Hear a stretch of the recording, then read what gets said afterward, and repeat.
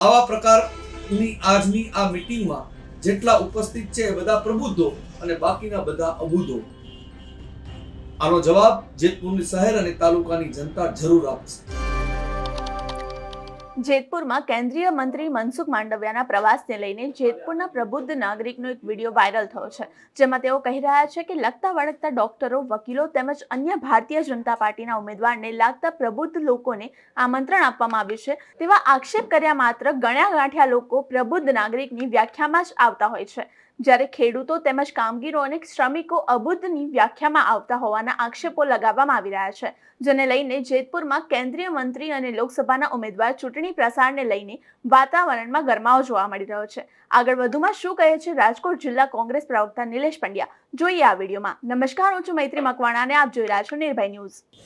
મળતી માહિતી મુજબ આજે રાત્રે 9 કલાકે જેતપુર શહેરની અંદર અદ્યતન અને આલિશાન પટેલ સમાજની વાડીમાં ભારતીય જનતા પાર્ટી અને મનસુખભાઈ માંડવિયાએ રાત્રે 9 કલાકે પ્રબુદ્ધો સાથેની મીટિંગ રાખેલ છે, જેમાં વકીલો, ડોક્ટરો, એન્જિનિયરો વગેરે એમણે જે લોકો લાગ્યા કે આ પ્રબુદ્ધ છે એમને સૂચનાઓ આપી છે.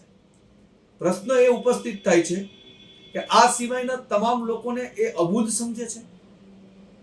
પ્રશ્ન એ ઉપસ્થિત થાય છે કે માત્ર આ પ્રબુદ્ધ લોકો જ તેમના મતદાતાઓ છે.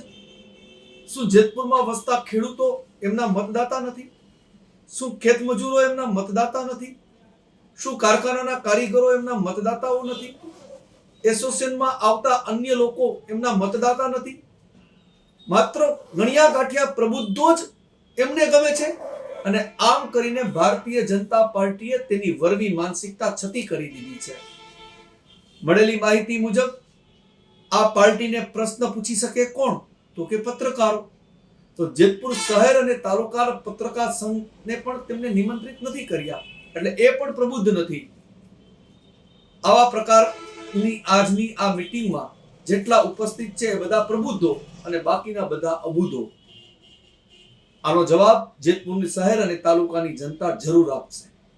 ખેડૂતો આપશે, ખેત મજદૂરો આપશે, કારખાનાના કારીગરો આપશે, તેમજ લુહાર, મિસ્ત્રી કામ, સોની કામ, આવા બધા રત્ન કલાકારો એ પણ આને જવાબ આપશે કે આ બધા લોકો પ્રબુદ્ધો જ છે. અમારો રિપોર્ટ તમને કેવો લાગ્યો તે કોમેન્ટ બોક્સમાં ચોક્કસથી જણાવશો. લોકસભા અંગેની આવી જ ઇન્ફોર્મેટિવ વિડીયોઝ માટે આપ જોતા રહો નિર્ભય ન્યૂઝ.